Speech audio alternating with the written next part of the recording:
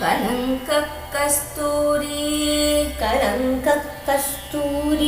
रजनिकरबिम्बं जलमयं कलाभिः कर्पूरैः मरकतकरण्डं निबिडितम्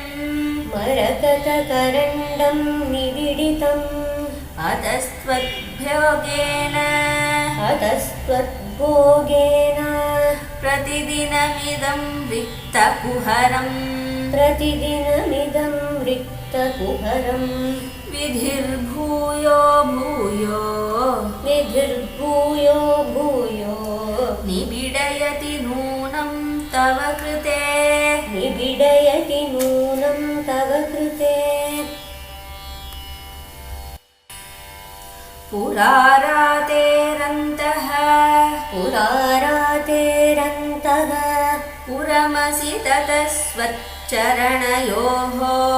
पुरमसि ततः स्वच्चरणयोः सपर्या मर्यादा तरलकरणानामसुलभा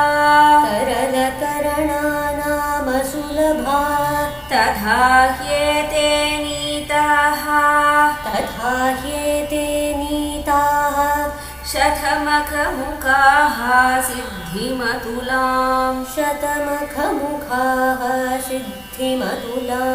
तव द्वारोपान्तः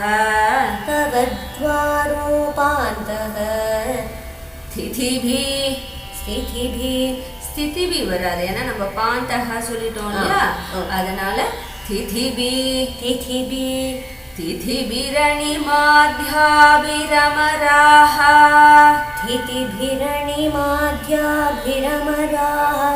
வெரி குட்.